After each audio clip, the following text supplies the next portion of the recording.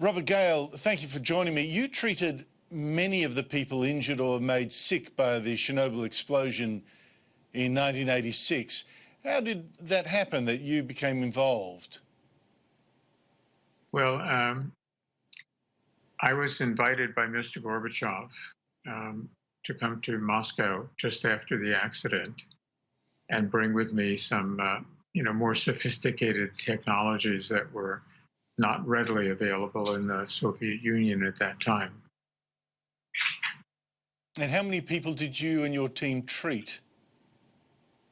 Well, slightly more than 200. And they would include, obviously, the most affected by the disaster. Well, these were the actually 204 people that we felt had something called acute radiation syndrome.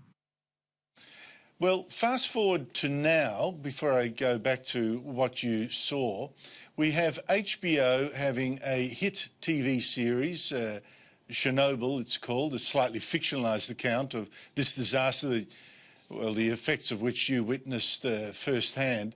And we're shown horrible wounds, a baby dying from contamination, apparently from the father. And it ends with claims that between 4,000 and 93,000 people died as a consequence. From what you've seen, how much of that HBO series corresponds with what you saw at the time and know subsequently? Right. Well, let me say just on the onset that I think it's, a very, very well done bit of television. But there are a number of technical errors that I understand screenwriters need to make, but to keep people glued in every week. But the examples you cite, I mean, we have, for example, we know there are about 31 deaths from the accident, not thousands. I've written in some editorials about why this, it's very sad that this child died, but I think it's impossible that it was related to the mother's exposure to radiation. And so there are just a number of factual errors that it's important to point out because, physicians or people will not understand and may make serious errors. For example, the ignorance of people about the effects of radiation, we estimate led to about 1 million unnecessary abortions in the Soviet Union and in Europe. Physicians and other people told women, well, you might have been exposed to radiation, you need to have an abortion. But we know from the atomic bomb survivors exactly what doses of radiation, cause fetal abnormalities. And no one outside of the nuclear power station could have received such a dose. Robert Gale, one thing, I did a story recently, again, and I've written about this sort of thing more than once, that the effects of the scaremongering over Chernobyl were more deadly than the disaster itself. And a lot of people seem very angry to hear the truth about that.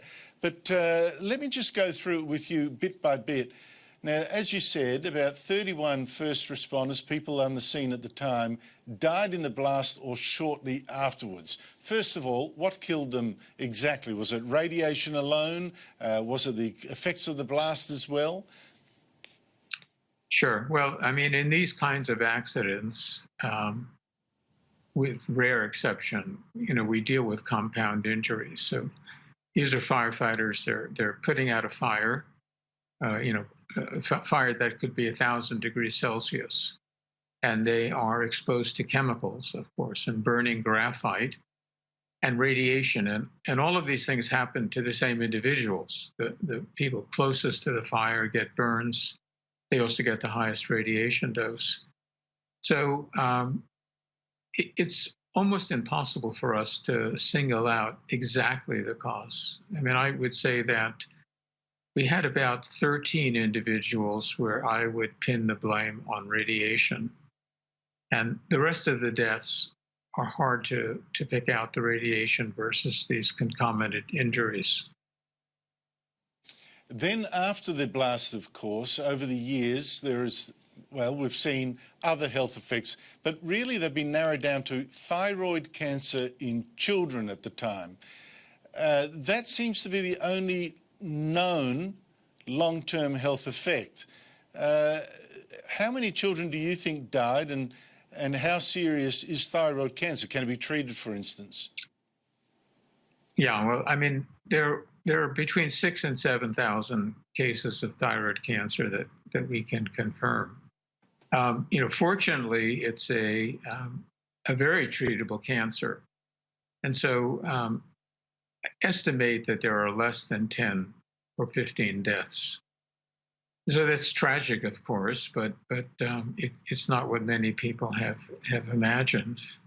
With regard to other cancers, we're in a very dicey situation because we have other things moving, many moving parts. For example, after the collapse of the Soviet Union, and amongst these liquidators, for example, we have very good evidence that these people increased their alcohol consumption and increased their tobacco consumption.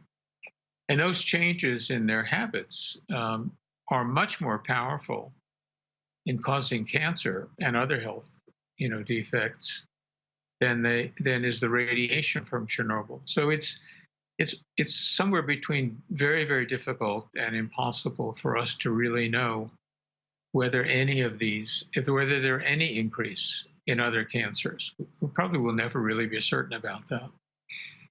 But you must find it extraordinary, as someone who actually knows the science of these things, actually treated the patients, to have seen some of the amazing scaremongering about Chernobyl since. I mean, just in Australia, I don't know about America, but in Australia we've seen people like our former Environment Minister Peter Garrett say 30,000 people died, and we've seen the Australian Conservation Foundation say 250,000 people died, and you no doubt know the work of Helen Caldicott. She says 1 million people died.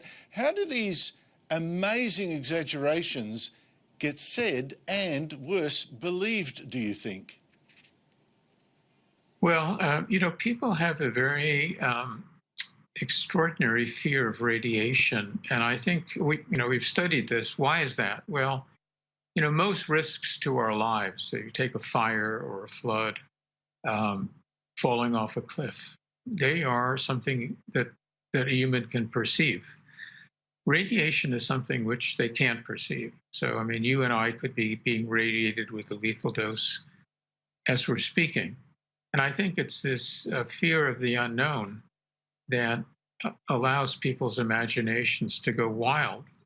In fact, if you think about it, these kind of green parties and anti-nuclear people, well, they should be strongly nuclear. I mean, for example, if we calculate the danger to produce electricity for a terawatt of electricity, nuclear is about, 10 or 100 times safer. And one other thing that I like to point out is that when you burn coal, you release radioactive substances into the atmosphere because coal comes from the earth. Coal contains plutonium and thorium. So for every terawatt of electricity we produce, we release more radiation from coal than we do from nuclear. Now, it's a complex technology and it has to be handled carefully. A Ferrari is a beautiful racing machine, but you wouldn't put a 6-year-old in a driver's seat. Then it becomes a death weapon. So I'm always surprised that Greens are anti rather than strongly pro, because if we want to stop global warming in the next few decades, nuclear is the only avenue. That seems to be the case. It seems also that many of the projections about future deaths were based on mathematical modelling that in turn was based on the supposition that there was no safe dose of radiation, that the slightest bit of radiation had to have a negative impact on people's health. Is that no safe dose theory, does that still hold up? Well, I have to answer you in wearing two different hats. in one regard, as a person who's concerned with, the safety of the public, our safest assumption is that there is no safe dose, or that any dose of radiation can cause harm. So, for example, a physician should never order a radiological procedure unless there's a perceived benefit. But, looking at it another way, all of our assumptions are based on a very limited data set, mostly the atomic bomb survivors. So the atomic bomb survivors got very high doses of ionizing radiations in an instant. And now we're trying to apply that model to a group of people, hundreds of thousands of people, who are exposed to radiation over years. So, we have to make a lot of worst case assumptions about what might happen. But I would just point out that there are people in Australia who get 10 times higher dose from natural radiation than people who live in Melbourne or Sydney. These are people who live, in areas where there's a lot of radiation in the soil. And we don't really see a difference in cancer rates based on where people live, even though these people get 10 times more. So, we have to be careful with radiation, but so far, we haven't seen any convincing increase in leukemia, for example, which was the most increased cancer after the A-bombs.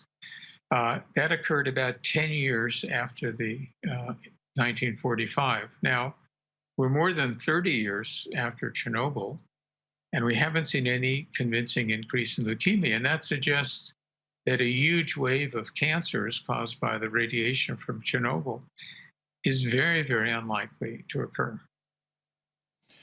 Robert Gale, it's fascinating talking to you. Thank you so much indeed for your time. Well, thank you.